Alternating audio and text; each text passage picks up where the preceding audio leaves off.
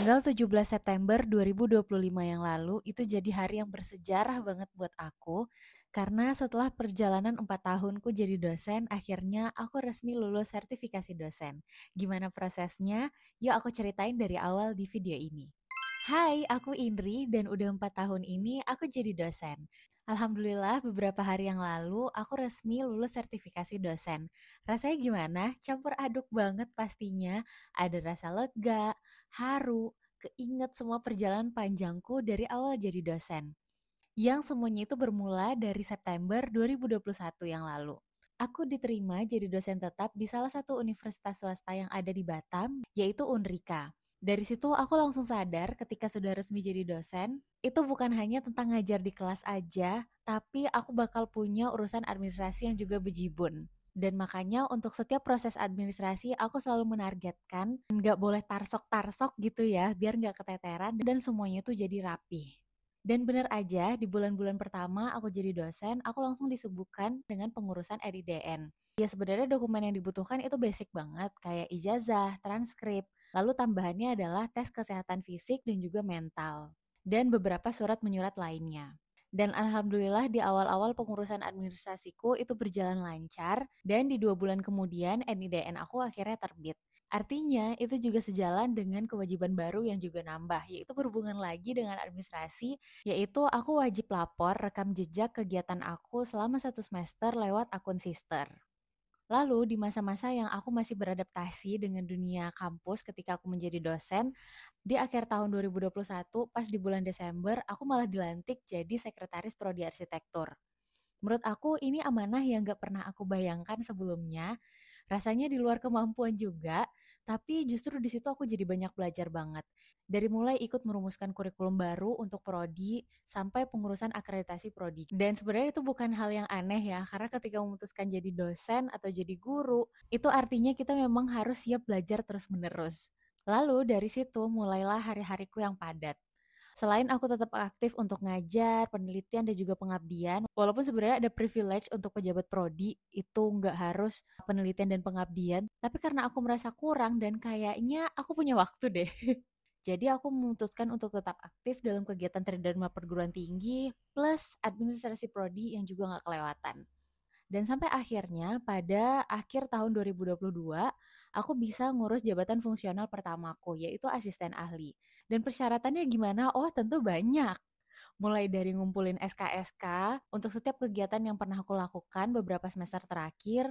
Setelah itu ngumpulin bukti-bukti pengabdian, jurnal yang sudah aku terbitkan melalui sebuah borang. Jadi borangnya itu diisi lumayan isiannya banyak, di mana itu bercerita tentang diri kita dengan kegiatan-kegiatan perdosenan, apakah kita sudah layak nih mendapatkan jabatan fungsional yaitu asisten ahli. Alhamdulillahnya di awal tahun 2023, SK asisten ahli dan inpasing aku juga terbit.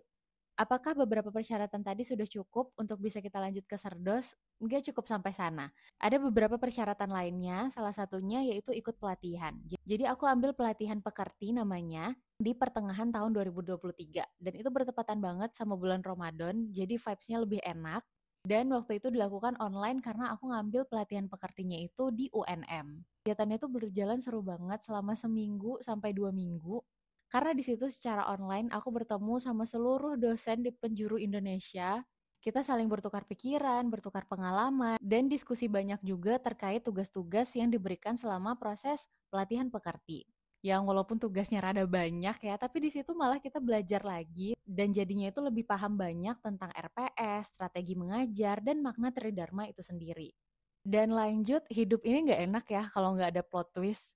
Dan menurut aku, ini plot twist tergong di 2024. Yaitu tepat di bulan Mei, aku dilantik jadi Kaprodi. Karena situasi dan kondisi juga, Bapak Kaprodi aku sebelumnya itu pindah. Soalnya ini jadi hal yang menantang lagi buat aku. Berat sedikit di awal, tapi aku percaya ketika amanah ini datang berarti aku siap dan mampu untuk mempelajarinya.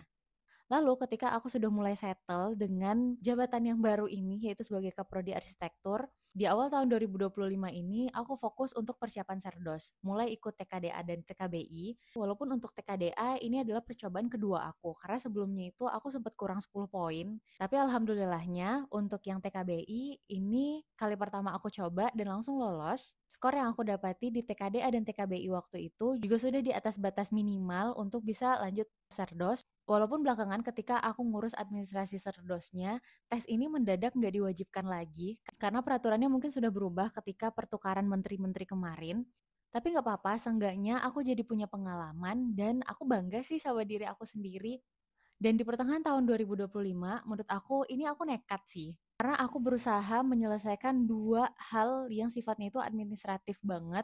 Yang pertama untuk kenaikan jabatan fungsional kolektor, dan yang kedua adalah pengajuan Serdos. Jujur untuk pengurusan Japfung Lektor ini aku nangis banget. Karena syaratnya tuh, wah, mantap sekali, banyak banget.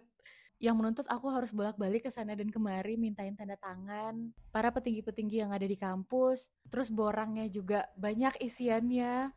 Ya sedikit jelimet dan hampir menyerah waktu itu. Tapi karena udah nanggung, udah di tengah-tengah, ya aku memutuskan aku bisa nyelesain ini semua. Aku harus fokus nyelesain ini.